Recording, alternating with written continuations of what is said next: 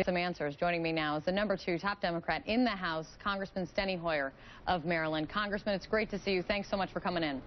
Hi, Kate. Good to be with you always. Thank you very much. So we now know that House Republicans, they're moving with this strategy, this piecemeal approach. And as Eric Cantor said on CNN last night, no one disagrees with funding the VA. No one disagrees with funding the District of Columbia. So why is that not an acceptable solution to getting out of this? Well, of course, the problem is the budget that the Republicans passed dealt with funding all of the government. They've never gone to conference on the budget, so we have no agreement on it. But this piecemeal approach is going to be dragged out over a long period of time, and you've just done a litany of adverse consequences as a result of shutting this government down that apparently our Republican friends did not anticipate. Eric Cantor, as the majority leader, has the ability to put a clean CR. That simply means a bill which will fund all of government at a level that is the Republican level of funding. He has the opportunity to put that on the floor, pass it, and it will go to the president and be the law, and we can open government tomorrow.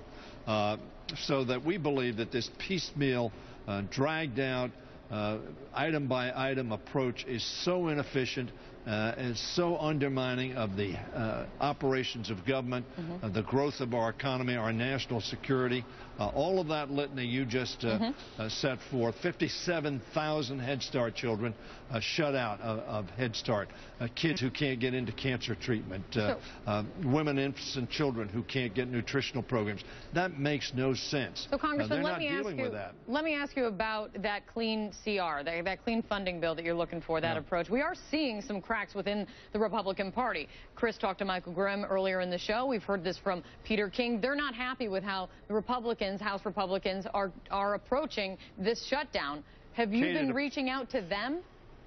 I have talked to them, yes. And, Kate, it appears that we may be getting to a place where there are going to be enough rational Republicans to join with the Democrats and pass what is a continuing resolution which will fund government, get us open, give us the opportunity over the next 6 weeks to see if we can come to an agreement for a final resolution for the balance of the year, a cooling off period, if you will. That makes sense for the American people, makes sense for the government, makes sense for the country.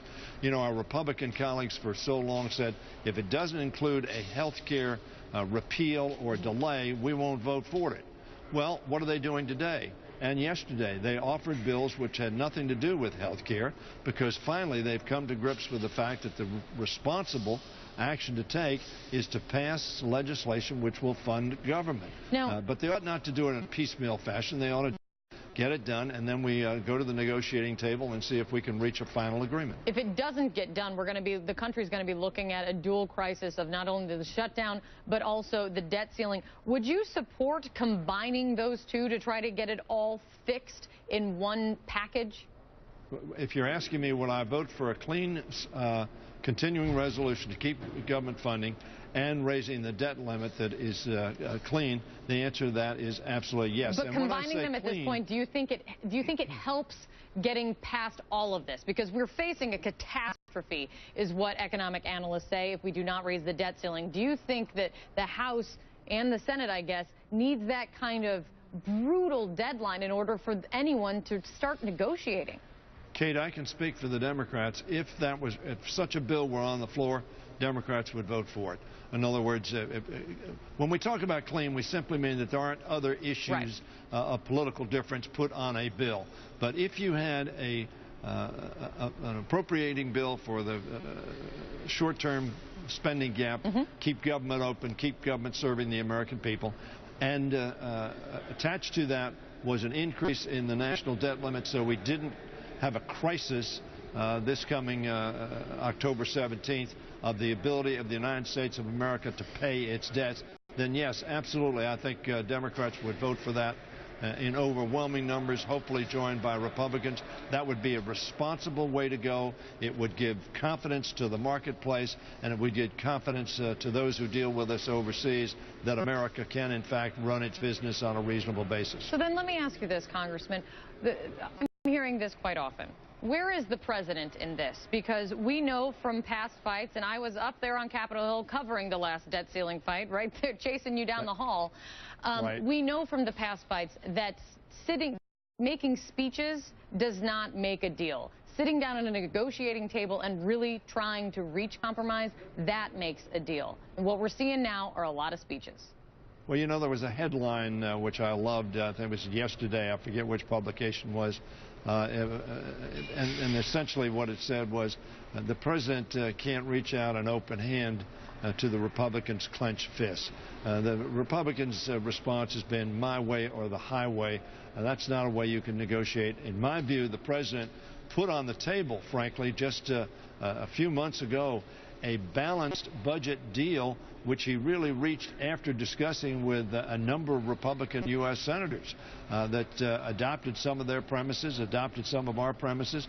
It was never taken off the table, never considered. But we just heard from Michael Grimm, though, Congressman, that the president's not negotiating, that Republicans need to see him sitting down at a negotiating table, not doing, in their view, campaign-style speeches, trying to put all the blame on them. You know that. Well, I do know that, Kate, and I do know that's their position, but the fact is this president has negotiated, in my opinion, more than any other president with whom I've served. If you look at the fact with the Republican United States senators, you heard about these dinner meetings, these lunch meetings. He had meeting after meeting after meeting. He had meeting after meeting after meeting with Mr. Boehner, Mr. Cantor, Ms. Pelosi, myself, Senator McConnell, Senator Reid, for months, frankly, trying to get to an agreement. He and Mr. Boehner got to an agreement, and frankly, what happened is Mr. Boehner brought that back to his Republicans, and they said no, just as they said no to the agreements, not the agreement, but the plan that he himself had, Speaker Boehner had. So, Congressman, real quick. Very tough to negotiate with people who won't negotiate. So, real quick, do you think you're going to be heading over to the White House to sit down with John Boehner, the president, and the rest of the leadership this week? Well, I don't know the answer to that, Kate. Okay. John Boehner, I think, frankly, is willing to negotiate. I think what he doesn't have is the support of his caucus, and that's unfortunate. Okay. Congressman Steny Hoyer, the #2 Democrat in the House of Representatives. Always great to have you on New Day. Thank you so much. Thanks, Kate. Of course. Chris?